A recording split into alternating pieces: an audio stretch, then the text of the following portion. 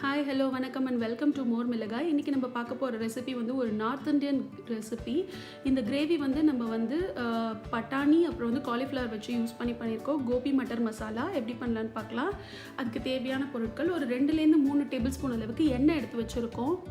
அதுக்கப்புறம் பார்த்திங்க அப்படின்னா 1 டீஸ்பூன் அளவுக்கு இஞ்சி பூண்டு பேஸ்ட் எடுத்து வச்சுருக்கேன்.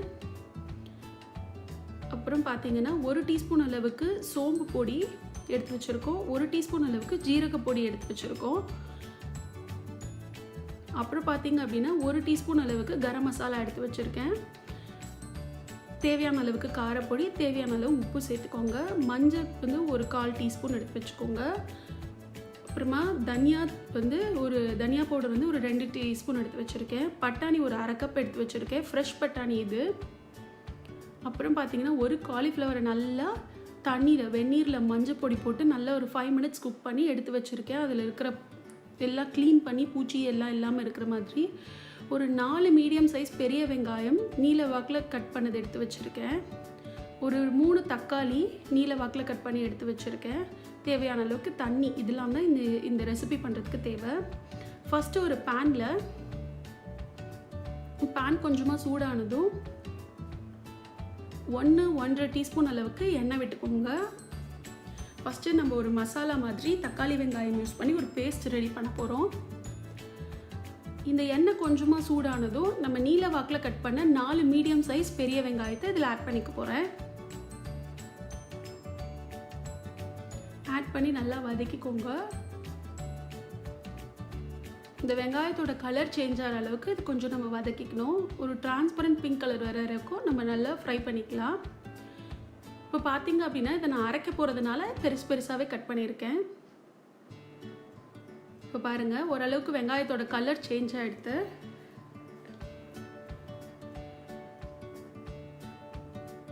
நல்லா கொஞ்சம் வதக்கிட்டு இந்த ஸ்டேஜில் நம்ம தக்காளியும் இதோட ஆட் பண்ணிக்கிறோம். ஒரு 3 தக்காளி நான் எடுத்து வச்சுருக்கிறத ஆட் பண்ணிக்கிறேன். தக்காளி வெங்காயம் ரெண்டுமே நல்லா வதங்கணும். இதில் தண்ணிலாம் விட்டு வதக்க தேவையில்லை. தக்காளியோட ஜூஸ் அப்புறம் அந்த வெங்காயத்தோட ஜூஸ்லேயே இது வதங்கிடும். இது கொஞ்சம் நல்லா வதக்கிக்கோங்க. இப்போ பாருங்கள், வதங்கிடுச்சு. நம்ம இதை வந்து ஆஃப் பண்ணிட்டு ஆற வச்சு ஒரு மிக்ஸி ஜாரில் மாற்றிக்கிறோம். இப்போது நம்ம இதை ஒரு பேஸ்ட்டாக அரைச்சி எடுத்து வச்சுக்கணும். இப்போ கடாயில் கொஞ்சமாக எண்ணெய் விட்டுக்கலாம். ஒரு 2 டேபிள் ஸ்பூன் அளவுக்கு எண்ணெய் விட்டுருக்கேன். இந்த எண்ணெய் சூடானதும் ஒரு 1 டீஸ்பூன் அளவுக்கு சோம்பும் ஒரு 1/4 டீஸ்பூன் அளவுக்கு வெங்காய விதை எடுத்து வச்சுருக்கேன். அதையும் ஆட் பண்ணிக்கிறோம். ஆனியன் சீட்ஸ் இது நல்லா பொரிஞ்சதும் நம்ம எடுத்து வச்சுருக்கிற பட்டாணி இஞ்சி பூண்டு பேஸ்ட் இது ரெண்டும் போட்டு கொஞ்சம் நல்லா வதக்கிக்கிறோம். கொஞ்சம் அடுப்பை இந்த டைமில் சிம்மில் வச்சுக்கோங்க. ஏன்னா பட்டாணி எண்ணெயில் போடுறதுனால வெடித்து மேலே சிதறதுக்கான வாய்ப்புகள் உண்டு. அதனால் சிம்மில் வச்சு ஃப்ரை பண்ணிக்கோங்க. இந்த ஸ்டேஜில் மஞ்சள் பொடி ஆட் பண்ணுறேன். மஞ்சள் பொடி நீங்கள் இந்த ஸ்டேஜில் வேணாம் அப்படின்னு நினச்சிங்கன்னா கூட கம்ப்ளீட்டாக அவாய்ட் பண்ணிக்கலாம். இப்போ நான் காலிஃப்ளவர் ஆட் பண்ணுறேன். ஏன்னா நம்ம காலிஃப்ளவர்லேயே மஞ்சள் போட்டு வேக வச்சுருக்கோம். மஞ்சள் பொடி போட்டு தண்ணியில் கொதிக்க வச்சுருக்கோம். இப்போ நான் தண்ணி எதுவுமே இந்த ஸ்டேஜில் சேர்க்க போகிறதில்ல. இந்த எண்ணெயிலேயே இந்த பட்டாணியும் காலிஃப்ளவரும் கொஞ்சம் நல்லா வேகணும். அந்தளவுக்கு நல்லா ஃப்ரை பண்ணிக்கோங்க. இப்போ பார்த்தீங்க அப்படின்னா இந்த டிஷ்க்கு தேவையான அளவுக்கு உப்பு ஆட் பண்ணிக்கிறேன். நான் உப்பும் காரமும் மெஷர்மெண்ட் சொல்ல, அவங்கவுங்களுக்கு ஏற்ற மாதிரி நீங்கள் அட்ஜஸ்ட் பண்ணிக்கோங்க. கொஞ்சம் நல்லா ஃப்ரை பண்ணிக்கோங்க ஒரு 2 மினிட்ஸ். இப்போ 2 நிமிஷம் ஆகிட்டு இப்போ நம்ம வந்து இந்த பவுடர்ஸ்லாம் ஆட் பண்ணிக்கலாம். தனியா பவுடர் வச்சுருக்கிறது, அப்புறமா 1 டீஸ்பூன் சோம்பு பொடி, 1 டீஸ்பூன் ஜீரக பொடி எடுத்து வச்சுருக்கோம் இல்லையா, அது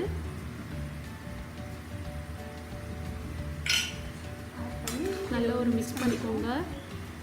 இந்த நான் அந்த தக்காளி பியூரையெல்லாம் ஆட் பண்ணதுக்கப்புறம் தான் பேஸ்ட் ஆட் பண்ணதுக்கப்புறம் தான் வந்து தண்ணி ஆட் பண்ணோம். அது வரைக்கும் ஆட் பண்ண தேவையில்லை. தண்ணி நல்லா இந்த எண்ணெயிலே குக் பண்ணுங்க. அது வரைக்கும் இப்போ பார்த்தீங்க அப்படின்னா தேவையான அளவுக்கு காரப்பொடி ஆட் பண்ணுறோம்.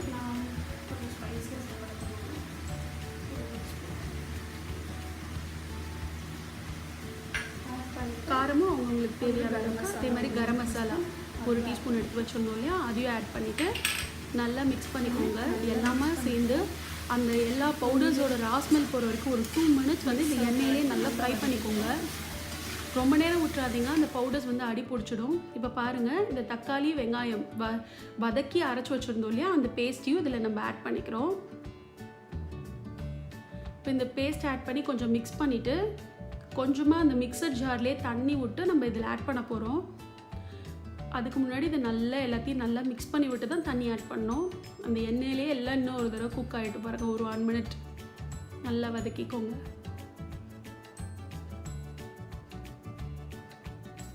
நல்லா குக் பண்ணிக்கலாம். நல்லா எண்ணெயே நல்லா பிரிஞ்சு வர அளவுக்கு நல்லா இருக்கும் இது ஆக்சுவலி இந்த கிரேவி. இப்போ பாருங்கள், இந்த மிக்சர் ஜார் அலம்பி இதில் விடுறேன். உங்களுக்கு கிரேவி கன்சிஸ்டன்சிக்கு எவ்வளோ தண்ணி வேணுமோ அவ்வளோ தண்ணி ஆட் பண்ணிக்கோங்க. உங்களுக்கு ட்ரையாக வேணும் அப்படின்னா நீங்கள் தண்ணியே ஊற்றாமல் அந்த எண்ணெய் பிரிஞ்ச அளவுக்கு அந்த தக்காளி வெங்காய பேஸ்ட்டை நல்லா குக் பண்ணிக்கணும். இப்போ நான் கிரேவி கன்சிஸ்டன்சிக்கு கொஞ்சம் தண்ணி ஆட் பண்ணியிருக்கேன். இதை நல்லா மிக்ஸ் பண்ணி விட்டுக்கோங்க. இந்த ஸ்டேஜ்லேயே நீங்கள் வந்து சீசனிங் செக் பண்ணிக்கோங்க, உப்பு காரம் எல்லாம் கரெக்டாக இருக்கான்னு பாருங்கள். நல்ல ஒரு கிரேவி கன்சிஸ்டன்சிக்கு இதை நல்லா நம்ம தண்ணி விட்டு ரெடி பண்ணிக்கலாம். இதில் நான் முந்திரியோ பாதாமோ எந்த இதுவுமே ஆட் பண்ணல. நீங்கள் அப்படி வேணும் அப்படின்னு நினச்சிங்கன்னா முந்திரி வந்து நம்ம தக்காளி வெங்காயம் அரைக்கிறோம் இல்லையா, அப்போ சேர்த்து அரைச்சிக்கோங்க. நான் இந்த கிரேவியில் அதெல்லாம் ஆட் பண்ணலை. இப்போ ஒரு 5 மினிட்ஸ்க்கு இந்த கிரேவியை ஒரு மூடி போட்டு நல்லா குக் பண்ணிக்க போகிறோம். மீடியம் ஃப்ளேமில் மீடியம் ஹையில் வச்சு குக் பண்ணிக்கோங்க. இப்போ பாருங்கள், ஒரு 5 மினிட்ஸ் ஆயிடுச்சு. நல்லா பாருங்கள், நல்லா கொதிச்சு கொஞ்சம் எண்ணெய் பிரிஞ்சு வர ஆரம்பிக்கும். இந்த ஸ்டேஜில் நீங்கள் அந்த காலிஃப்ளவர் பட்டாணி இதெல்லாம் வெந்துடுச்சான்னு செக் பண்ணிக்கோங்க. அது வெந்துடுச்சுன்னா நமக்கு வந்து கிரேவி ரெடி ஆகிடும். இன்னும் ஒரு 2 மினிட்ஸ்க்கு இந்த கிரேவியை நல்லா மிக்ஸ் பண்ணிவிட்டு நான் மூடி வைக்க போகிறேன். ஏன் மூடி வைக்கிறேன் அப்படின்னா, தக்காளி பேஸ் கிரேவினால் தெளிக்கிறதுக்கு வாய்ப்பு நிறைய உண்டு. அதனால் நீங்கள் எப்போதுமே க்ளோஸ் பண்ணி வச்சு குக் பண்ணுங்கள், நல்லா குக் ஆகும். இப்போ பாருங்கள், மறுபடியும் லிட் போட்டு ஒரு 2 to 3 மினிட்ஸ் குக் பண்ண போகிறோம். இப்போ பாருங்கள், நல்லாவே இந்த கிரேவியில் நம்ம விட்ட எண்ணெயெல்லாம் வந்துடுச்சு. இப்போ நம்ம கஸ்தூரி மேத்தி கொஞ்சம் எடுத்து அதையும் கையில் கசக்கி இதில் ஆட் பண்ணிக்கிறோம். அவ்வளோதான், நம்மளோட கிரேவி ரெடி. நான் ஆஃப் பண்ணி எடுத்து வச்சுட்டேன். இப்போது சர்வ் பண்ணுறதுக்கு முன்னாடி சும்மா ஒரு 1 டீஸ்பூன் அளவுக்கு க்ரீம் இது மேலே ஆட் பண்ணி நம்ம சர்வ் பண்ண வேண்டியதான். கொஞ்சோண்டு கஸ்தூரி மேத்தியும் அது மேலே ஆட் பண்ணிக்கிறேன். நம்மளோட டேஸ்டியான கோபி மட்டர் மசாலா ரெடி ஆயிடுச்சு. நீங்களும் கண்டிப்பாக ட்ரை பண்ணி பாருங்கள். தேங்க்ஸ் ஃபார் வாட்சிங் த வீடியோ.